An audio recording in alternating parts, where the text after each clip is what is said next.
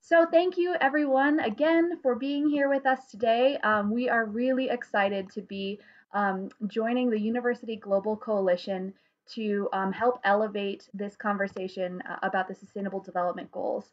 So this week is Sustainable Development Goals Action and Awareness Week. And we are thrilled to be featuring 3 different members of the Nebraska community who are doing really important and meaningful work towards these global goals that make sense and that are relevant to us in Nebraska, in the U.S., and the world. So really quickly before we fully begin, I would like to introduce our panelists or let them introduce themselves. So we'll start with you, Kat, if you'd like to introduce yourself. For sure. Welcome, everybody. My name is Kat, and I am a junior here at UNL, majoring in economics, environmental studies, and natural resource economics. And so today I will be talking from the point of view from 2 organizations on campus that I am involved with, being the one being the Student Organic Farm, and then the second one being ASUN Student Government. Fantastic. Yulie, would you like to go next? Yes. Hello, everyone. My name is Yulie Meneses. I am a research assistant professor at the Department of Food Science and Technology, and I'm also part of the Water for Food Institute. So today I'll be sharing with you some of the research that I've been doing for the Institute and also how in the Department of Food Science we are making our contribution towards some of the Sustainable Development Goals. Welcome. And go ahead, Mike. Yes, my name's Mike Shambaugh-Miller. I'm a professor in the Department of Geography here at UNL. I am also the executive director of a Nebraska-based nonprofit called Produce from the Heart. We do fresh produce rescue for local food banks and pantries. And then I also sat on the Chancellor's Commission for the Sustainable Development Goals project last year and helping to develop the community interaction platform. And so I'll be speaking from those 3 different positions. This is fantastic. I'm really excited to be sharing how these advancing towards these goals is happening at so many different levels in so many different entities across the university and the larger Lincoln, Nebraska community. So thank you all for being here. My name is Brienne Wolf. I work with the Institute of Agriculture and Natural Resources here at the University of Nebraska-Lincoln, but I work specifically in the kind of intersection of those thematic areas and global. So the Sustainable Development Goals make a lot of sense for our institute and our university more broadly to be pursuing and to be framing our work around. So as each of these 3 panelists speaks, they are going to be touching on a little bit how their work advances specific sustainable development goals. Before we begin, I want to put a quick poll out here. Some people are pretty familiar with the Sustainable Development Goals, and some of you might not have heard of them before, or maybe they just don't make a lot, that you've heard of them, but it's kind of a buzzword and you're not sure how it makes sense to you personally. So I'd love it if you all could join in on the poll. I promise I won't do too much of this. You don't have to do that much. Looking mostly like people have heard of them, and they do kind of understand how they make sense to them, which is great. I hope that this panel can be just a way to further understand how these things are happening in your own community, whether you live here in Lincoln or wherever you live, wherever you're tuning in from. I'm actually tuning in from Mexico City, Mexico, and these goals in the ways that these folks are talking about them make a lot of sense for us too. And so I think having the chance to chat about these things and share our challenges and approaches only makes us stronger and more capable of getting to these goals. All right, looks like you guys know what they are and you're mostly pretty clear on what they mean to you. So without further ado, I will let Yulie begin our panel today.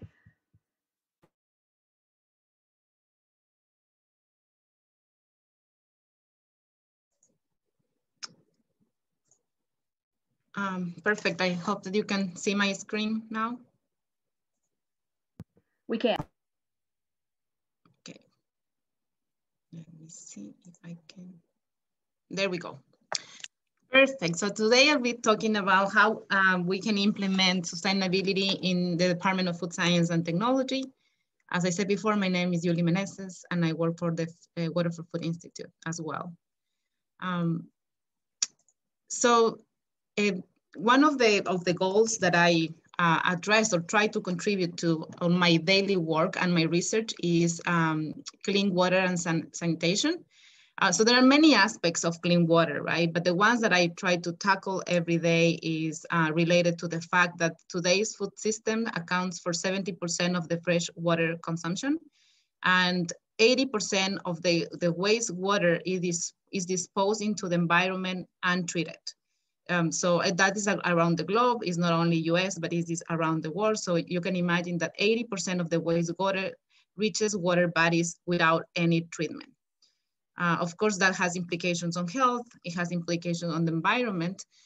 So in my research, what I do try to contribute to is providing some sort of treatment to that wastewater. And since I am part of not only the Water for Food Institute, but also the Department of Food Science, I am trying to make a bridge among the food systems, the food industry specifically, and water. So in my research, I look for wastewater streams that have potential to be reused, and I look for technologies that can be applied into this wastewater to improve the quality. Hopefully the technologies that I choose to work with are technologies that are already part of the technologies available in the industry, or somehow are low cost, and hopefully they are also sustainable. So the first case study that I am presenting here is a case study that I did on whey. So that is the byproduct of the cheese making. For those who don't know, are not familiar with the process, from the entire amount of cheese that you, or for the entire amount of milk that you put in a cheese bath, only 10 to 12% becomes cheese. The remaining 90% is whey, and that might be a waste in some countries that's disposed, dumped into rivers, which produce a lot of contamination. But there are other countries that might treat that wastewater or that byproduct a little bit farther. So in this project, we use a combination of membrane filtration systems to separate two components that are really valuable, lactose and protein. So using those two systems, we were able to obtain lactose and protein that can be sold in the market as valuable byproducts. You might consume them as replaces for sugar, or also in your smoothies, right? Like if you go to the gym and you're trying to grow your muscles, that's what whey protein specifically help you with. So those are really valuable byproducts. But most importantly, 97% of that water, of that whey is water. So by removing these proteins and lactose, we recover very high quality water that was able to be reduced in the process itself. So particularly, we reuse that water for cleaning purposes, being able to achieve a 97% water recovery. And we also implemented other analysis on this. We estimated the cost, and just by treating that wastewater, the plants were able to actually generate 25 to 40%, 45% savings, because now they are not paying to treat the wastewater by a treatment facility. So, and also they are selling the byproduct, so that's additional income. So that is one. Then we move into meat processing, and in meat processing, we have wastewater that is really pollutant in terms of high levels of nitrogen and phosphorus.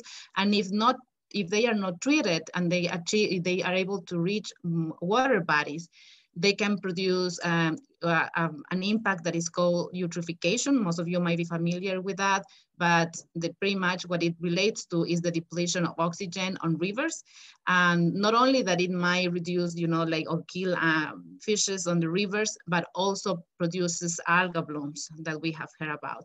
So in this project, what we proposed was to use actually microalgae, which they feed into from the nutrients from nitrogen and phosphorus. They use the sunlight and water and carbon dioxide to generate biomass. So that biomass can then be used to produce animal feed, pharmaceuticals, bioplastic, fuel, and other things. So by using microalgae for the treatment of wastewater from meat processing facilities, we were able to remove 69% of the total nitrogen, 67% of the total nitrogen, and 91% of the chemical oxygen demand. So these are like the contaminants that usually are present in them.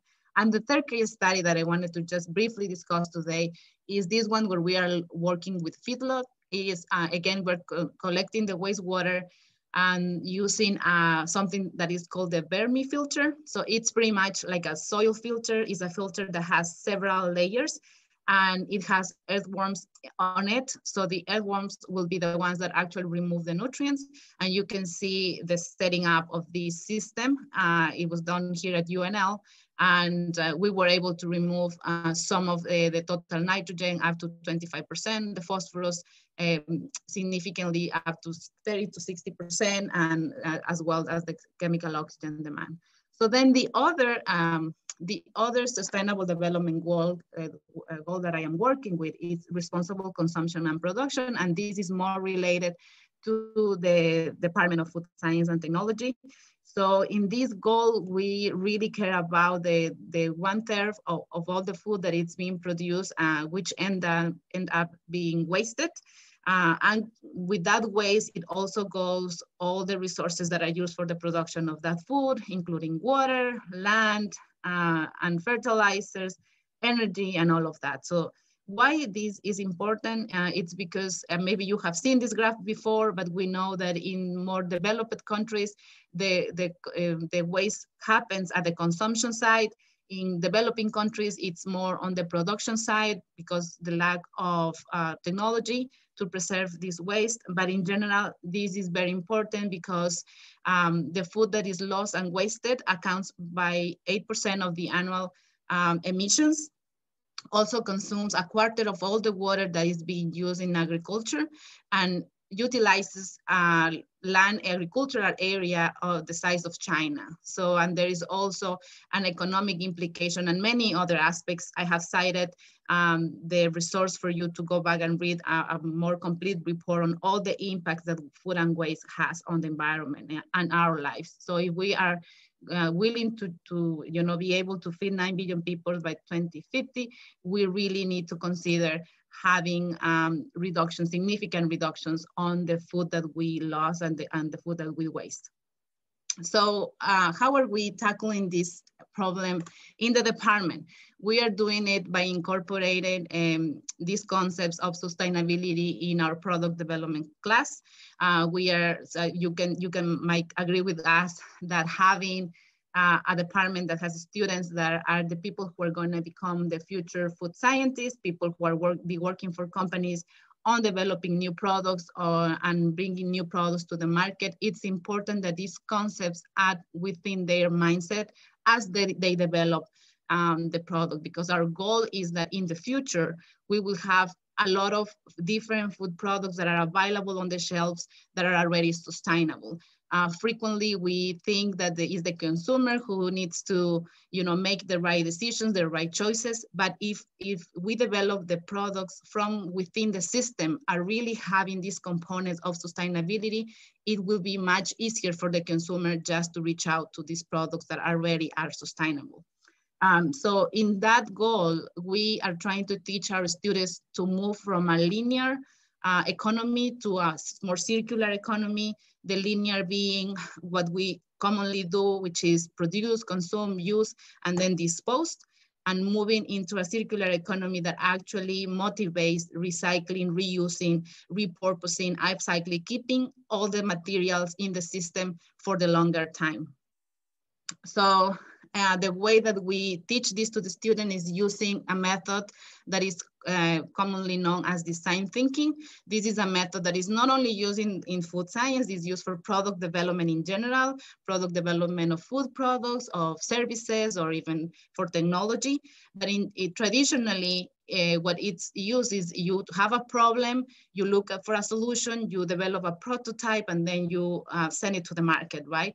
But the proposition that we are trying to introduce to our student is that when they are finding the solution to the problem, they bring in the concept of planet and people, meaning that they are not only developing something to satisfy the need of someone that wants to buy, but also that they are thinking things that are good for the planet and also good for the people.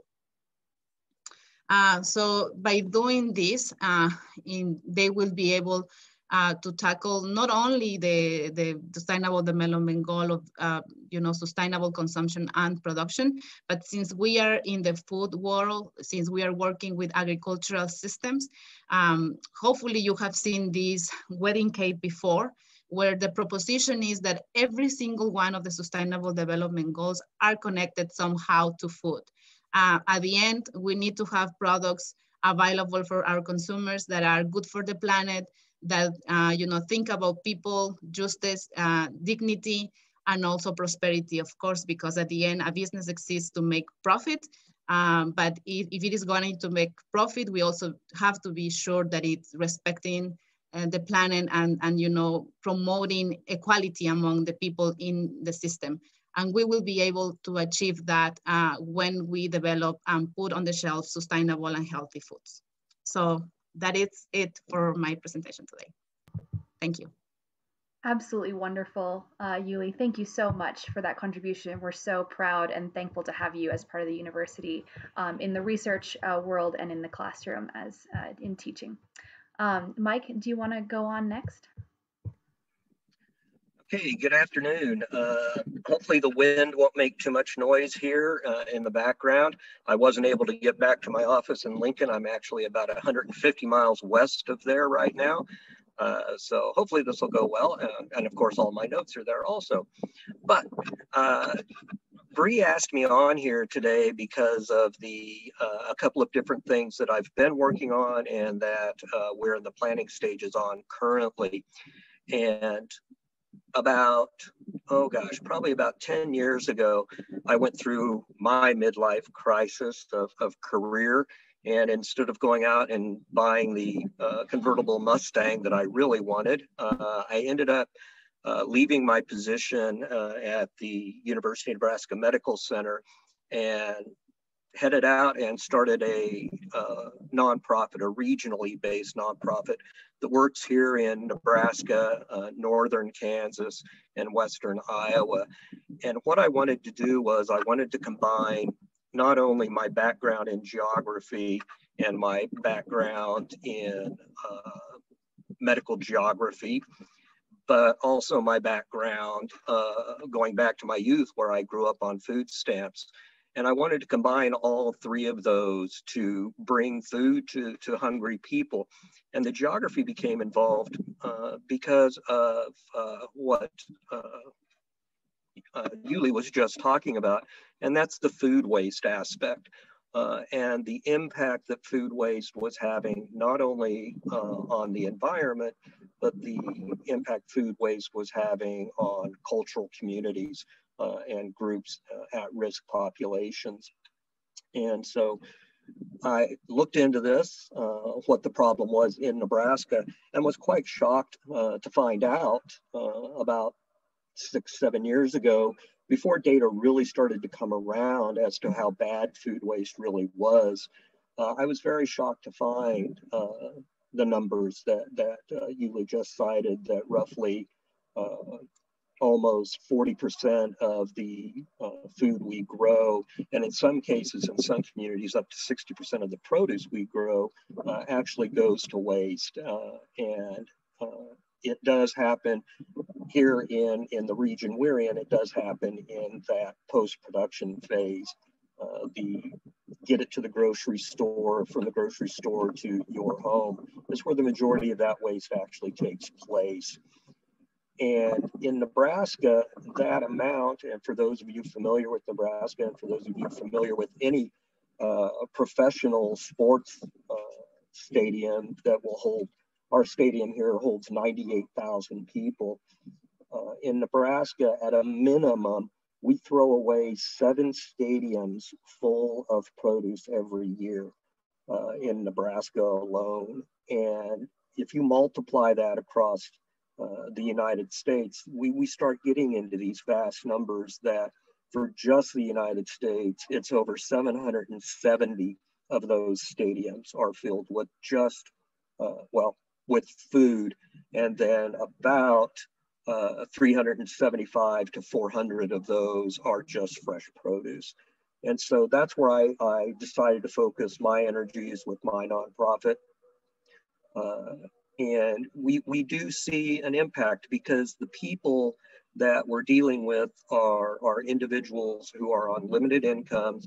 And as we all know, fresh produce is expensive, and yet it's extremely important in the health and welfare of these populations. One of the favorite stories I like to tell is in one of the first loads of produce that we collected and delivered were fresh pears from a farm in Missouri. And we took them to a local homeless shelter. And as we were unloading them, a little girl asked us what we were doing. She was probably about 7, asked us what we were doing. And I told her we were bringing her some pears to eat. And she asked her mother if she could have one. And so I took one out of the box. It still had the leaves on it. And she looked at it and she asked me, well, what's this? And I told her it's a pear. And she said, no, pears come out of cans. And then she took a bite of it. You would have thought I'd given her cotton candy.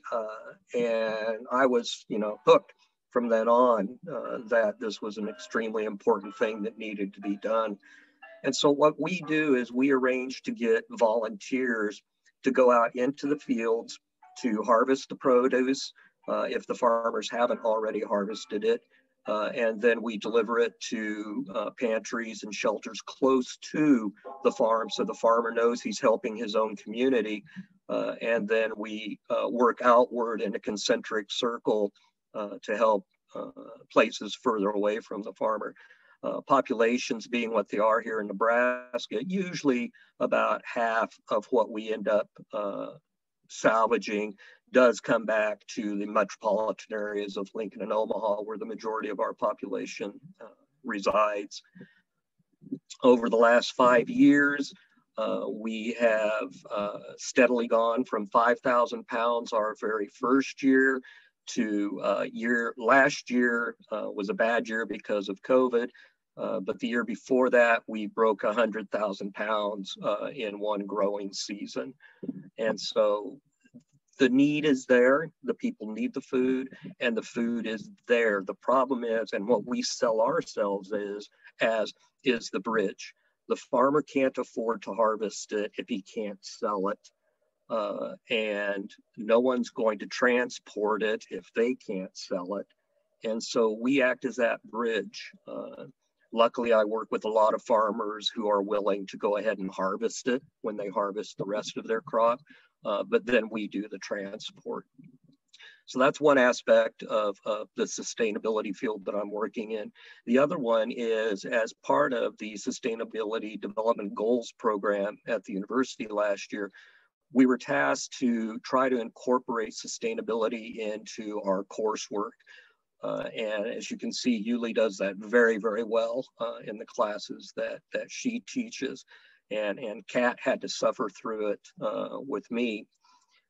What we're doing this next summer is to bring sustainability not only into the classroom for local students, we're going to expand it into what we're terming the global local, and we'll be working with the local Yazidi community. They're a group of refugees who were resettled in Lincoln following the expansion of ISIS into Iraq. You may be familiar with, they were subjected to what the UN has declared a genocide by ISIS. And a large population, roughly about somewhere between 3,500 and 4,000 of the Yazidi resettled here in Lincoln. And they came from a very agricultural region of northern Iraq, and many of the families that resettled here want to maintain their connection to agriculture and farming. And they've worked themselves into what we term our community crops program, which provides small family-sized plots within the urban portion of the city, but then they also offer farm-sized plots outside of town. and the Yazidi have availed themselves of both of these options. And this coming summer, we will be networking students into a course in which they will learn about the Yazidis' use of sustainable farming practices from the Iraq region, and are they able to apply those sustainable practices here in the United States, but then also the sustainable practices that we've developed here at the university, can those be implemented into the types of crops that the Yazidi population is used to growing culturally? They've made connections with the USDA and with international agricultural groups to be able to bring some of their native crops to the United States. And so they're experimenting to see what will grow here. And one of the things we're hoping our students get out of this is that they learn about the issue that Americans suffer from the most, and that is using everything that you grow and growing things that you might not think are a good food product, and learning how to actually process those. And so that will also involve working directly with a group back in Sinjar, Iraq, in which the local community here is actually working with them to reestablish agriculture in the Sinjar region of Iraq. And so it'll be a full circle that our students will be learning from local Yazidi, and they'll be learning from Yazidi who are still in Iraq or have returned to Iraq. And we're hoping that our sustainability practices will help them, and their sustainability practices will help us. And I think that's the most I can remember from my notes. That is a lot, Mike. We are all impressed and incredibly grateful for you and your work to, create healthy food availability to our neighbors and to tie that connection all the way to Iraq, to Nebraska. And so just thank you for your work, and we're excited to have that opportunity for students to learn in that way this summer. I have put that link in the chat just in case people have missed that, relating to both the program itself, the Community Crops Project, and then Mike's organization, Produce from the Heart. And now we will go to Kat, our student panelist. Hello, everyone. I've heard Mike speak a couple times at this point, and he never fails to inspire me. Like, I think I'm doing a lot, and I hear what he's doing, and it always just makes me want to do more. But to get into what I'm doing today, to go over it, my name is Kat Warner, and environmental studies and natural resource economics. And so today I am talking about my work with the Student Organic Farm and ASUN student government. And so to start, I am the programming director of the Student Organic Farm, which is an RSO on East Campus. I joined this summer about halfway through the growing season, and we've been doing really well since. And so our mission, when I get to the next slide. Yeah, our mission is to reduce food insecurity within the Lincoln community while providing knowledge and insights into the virtues of small-scale organic farming through hands-on experimental learning. And so we definitely follow the principle of give a man a fish, feed him for a day, teach a man a fish, feed him for a lifetime. And so our values are service, curiosity, growth, community, and stewardship. And we use these values every single day we are at the farm, which at this point right now is literally every single day. One of us is out there to work on getting everything ready for this season. And so to go into the third slide, these are the sustainable development goals that line up the most with us. And so for Xero Hunger, each year we donate tons of produce to the Husker Pantry on campus and to other local organizations, including the People City Mission. And so this year specifically, we have pre-put aside 10% of our produce to donate to local organizations, and another 10% just for the student volunteers to take home during the growing season. So if they come in during the morning over the summer and they help us like pull weeds or like load boxes, then they're able to take home some of the food that they helped create. For the second one, responsible consumption and production, everything we produce on the farm goes back into the farm. And so as we all know, in nature, there's no such thing as waste. And we definitely embody that at the farm. And so we have composting sites on our land where we throw all of our organic waste returned into fertilizer. It's returned back to be thrown back into the plots. And so we primarily just our stuff right now, because we only have about 1/4 of an acre, which I'll get into in a little bit. And so it's primarily, we can only handle our stuff, but sometimes we are able to take what some other researchers on campus use as well. And then along with this, whenever we buy materials and services that we need, we try to source them as locally and as sustainably as possible. For the third one, climate action, through our organic and regenerative methods, we actually take carbon out of the atmosphere and put it back into the soil. And then we educate others on how to do these practices as well to take with them throughout their life, and to also teach them about the importance of knowing where your food comes from. And then lastly, for 15 Life on Land, we strive to create a place for organisms to thrive. We have been working on establishing a portion of our farm for native prairie, and have even put up a bat house as well, so that it's not just a couple of plants out there growing.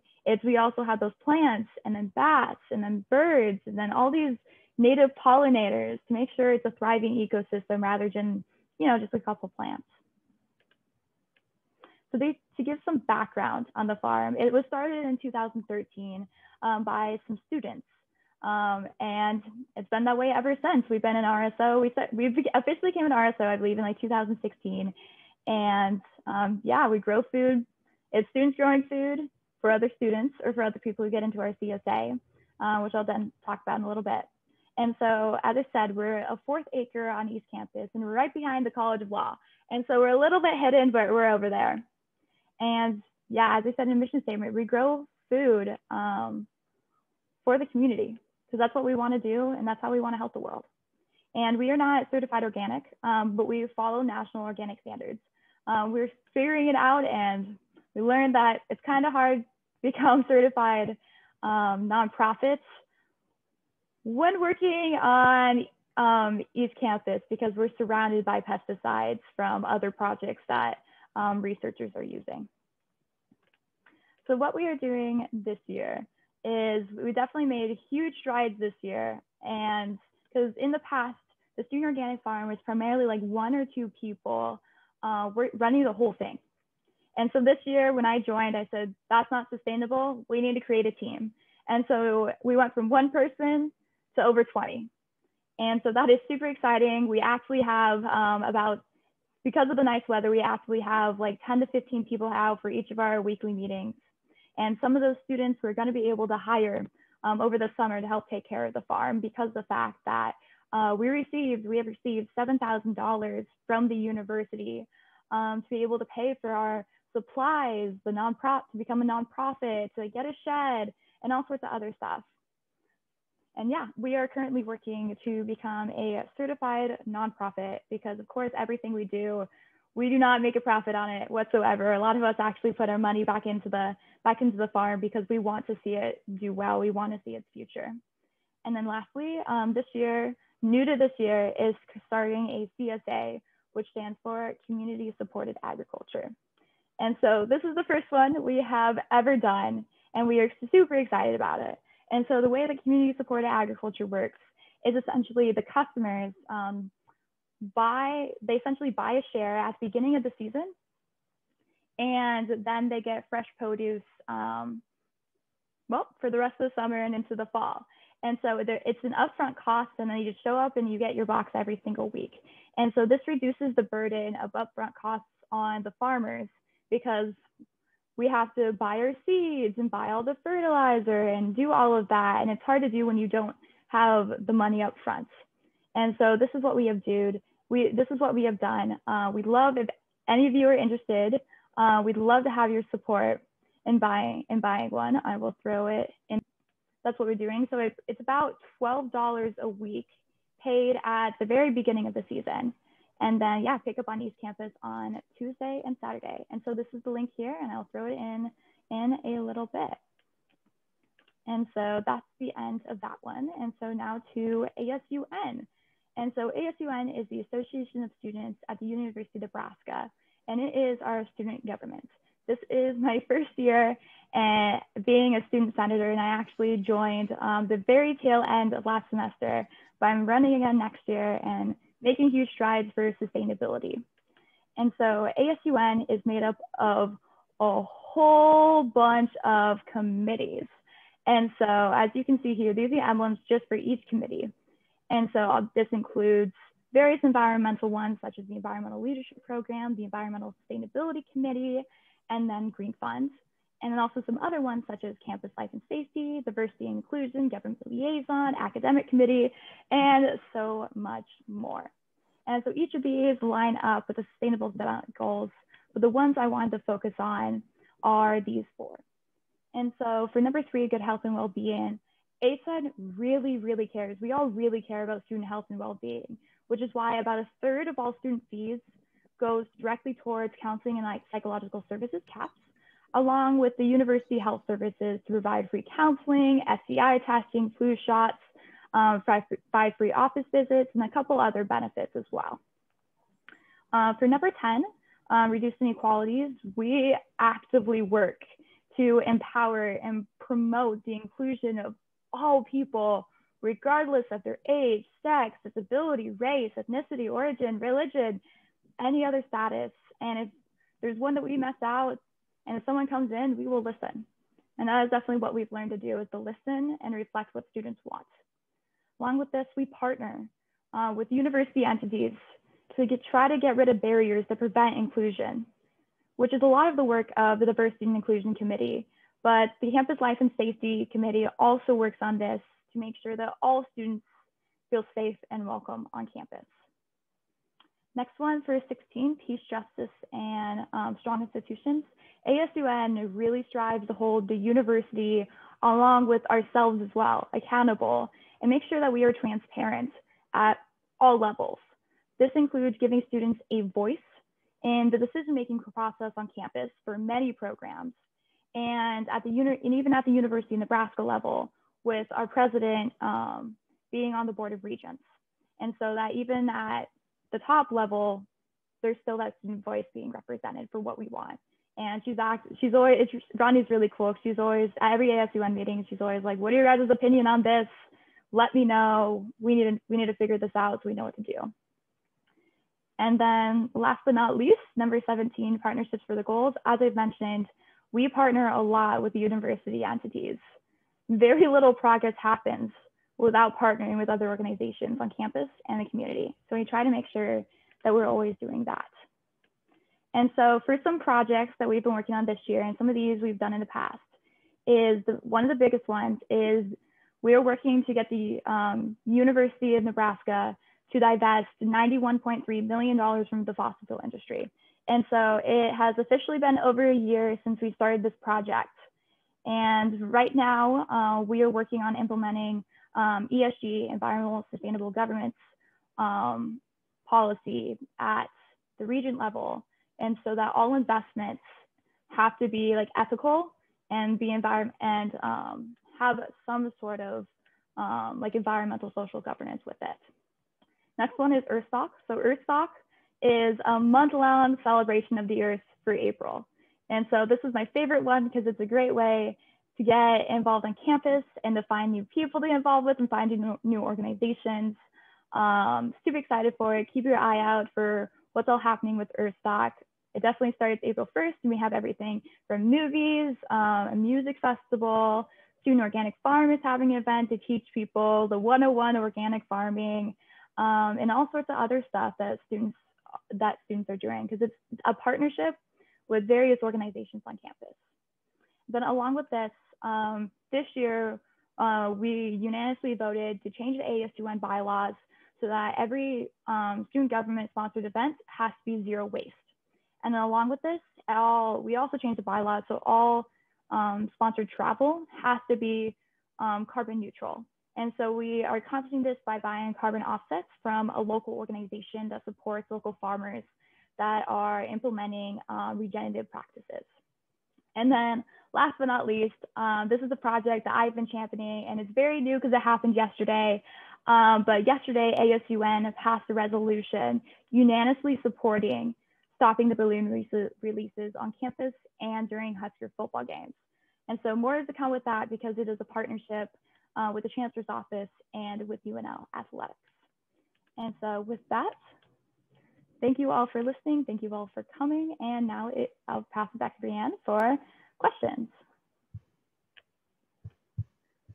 Phenomenal.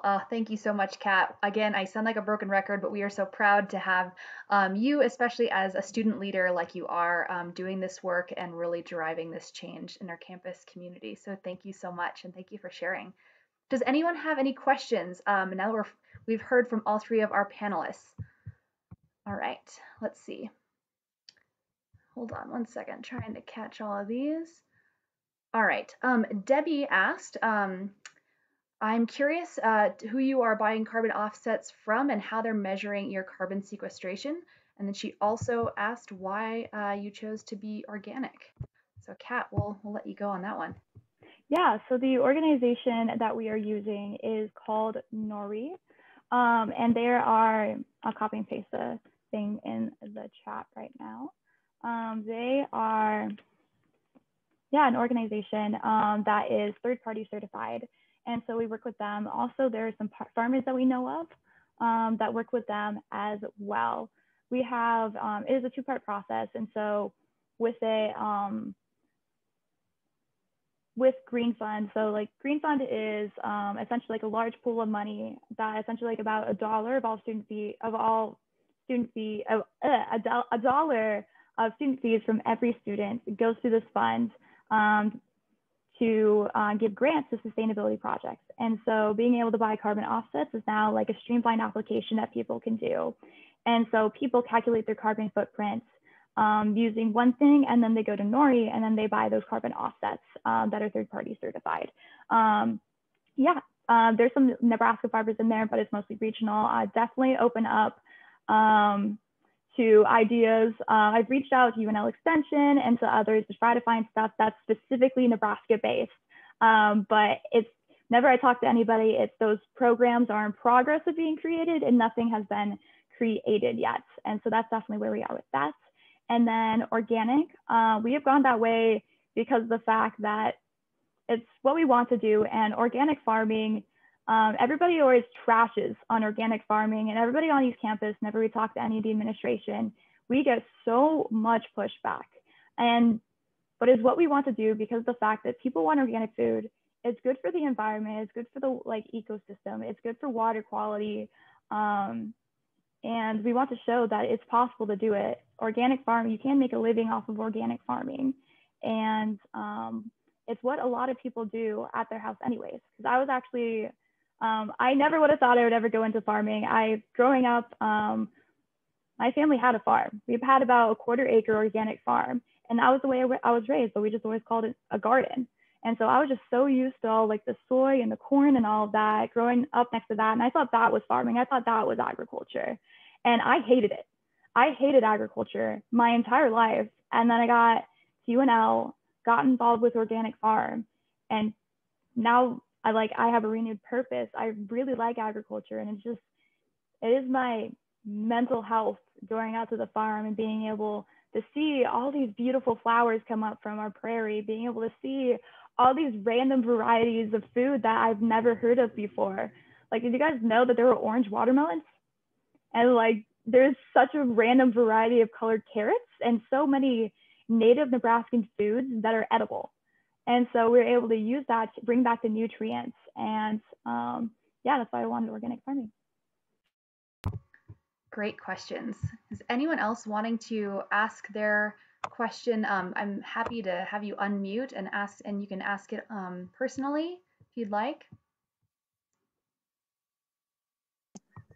If anyone is interested and you know what is meant by the Sandhill crane migration, Right now over my head is about 1,000 Sandhill cranes headed for the wetlands, and man, they're making noise. That is awesome. What a great place-based observation. And for those of us in the group who are not in Nebraska right now, yeah, Nebraska is really known for the sandhill crane migration. If you ever want to see an incredible natural wonder, definitely try and come and witness that. They estimate that there's about 40,000 here already, and they're about 2 weeks early.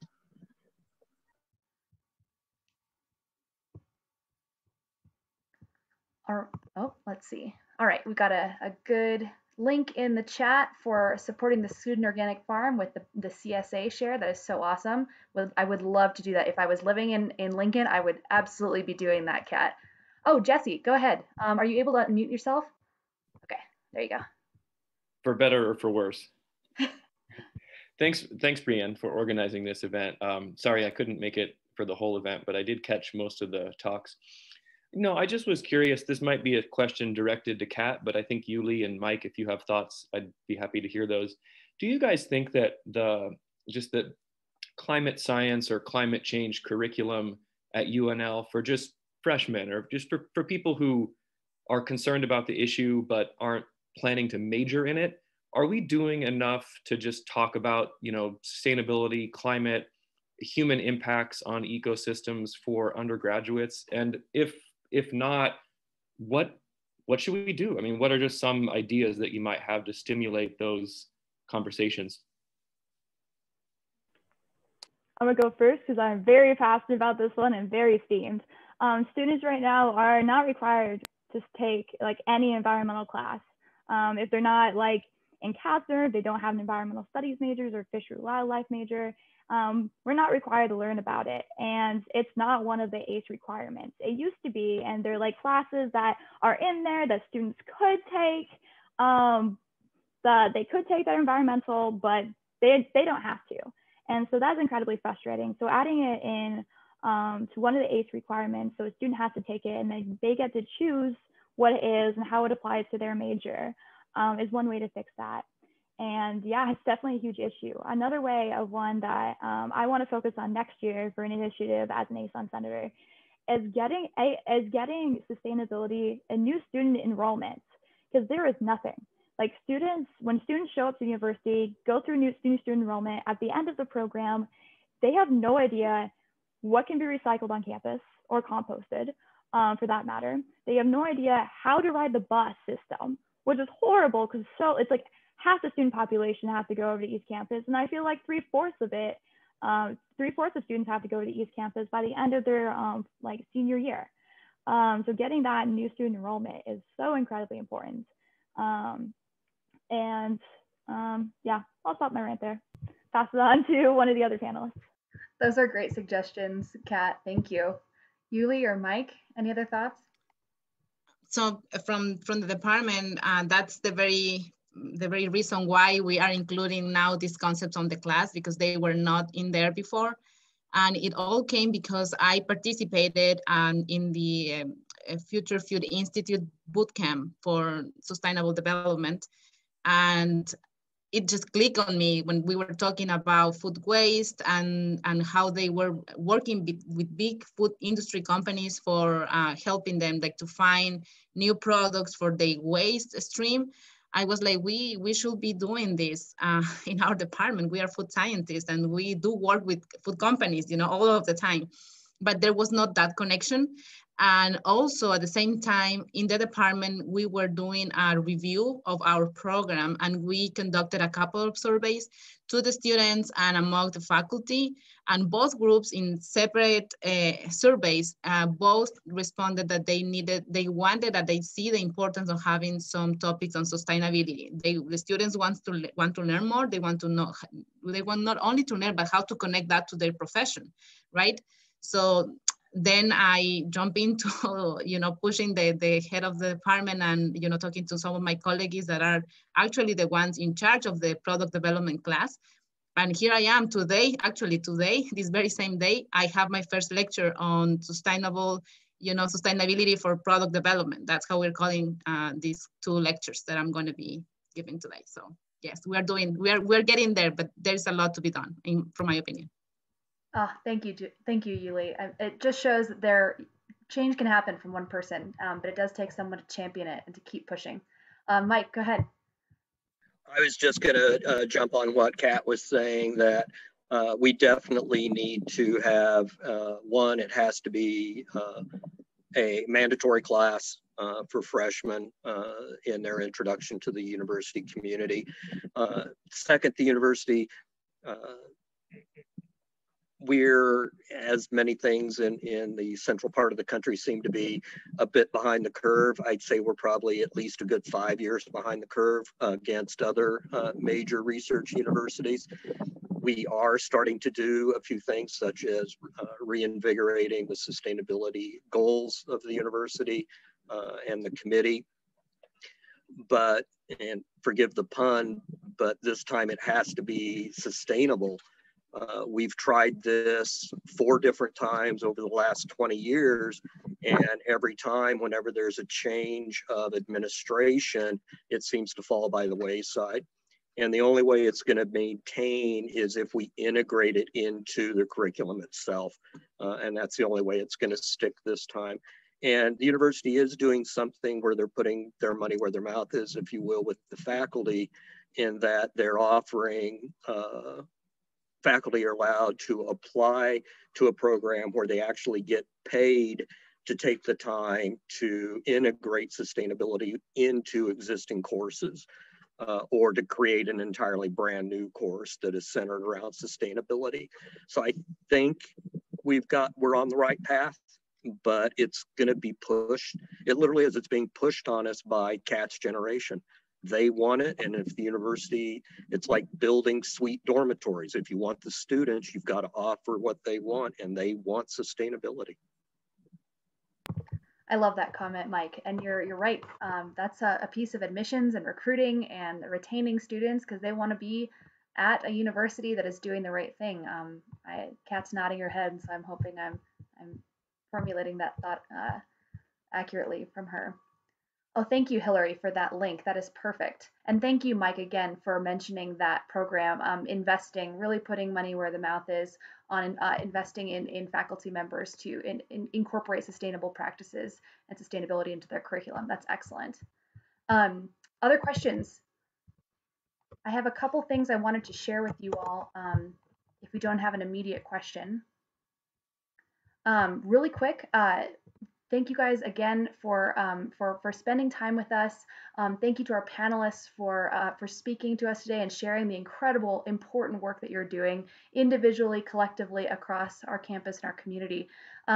As part of the University Global Coalition's SDG Action and Awareness Week this week, there are some really awesome events that are happening across the U.S. and world. I'll pop that link in the chat here in a minute, but I did want to put a couple links specific to UNL and Nebraska in there too. There are some great events that are just happening, that they were happening anyway. And I looked across the university event system and saw, wow, this event from the Water Center on race, justice, and water is absolutely amazing and totally contributes to some of these sustainable development goals. And there's events all kinds of all kinds like that have been happening. I'm going to put that here in the chat. And there's also a place for you if you are a student, a faculty member, a staff, whomever, and you have work that is contributing to the sustainable development goals, please, we'd love for you to share what that work is. We are working to try and keep these goals more in mind, more top of mind, and really track and map what's happening throughout the campus. That's local work, that's international work, that's hybrid. So that second link that says with the end #submit is where you can submit that work. The first one is the calendar of events happening on the just across campus this week. There's only a day and a half left, but I promise you it's still important and interesting, I think. I'll put last 2 things here. One is the University Global Coalition link. So that's events. I know I saw in our registration link we had folks from UC Davis and a couple other universities joining us as well who are part of the coalition. Check out their events, and there'll also be recordings probably of their events here soon, including this one here. Very last thing, I'm so glad to have Hillary Mason with us. here today. She is a new lecturer with the Environmental Studies program in Kasner, and she and our sustainability captain, Probs, are going to be leading an awesome course on sustainable development goals for students here this coming year. And so I'm going to include her information so you or someone you know can contact her about being a part of that class. And I, alongside other campus partners, am also working on a program for focusing on the goals for students and potentially having a badge or credential attached to that as well. Just kind of professional development, showing and seeing how your classwork, your student involvement, all these things are connecting to the sustainable development goals. So I'm going to put those there. Anything else? I've been rambling away, and is there any other questions or any other comments that people wanted to share?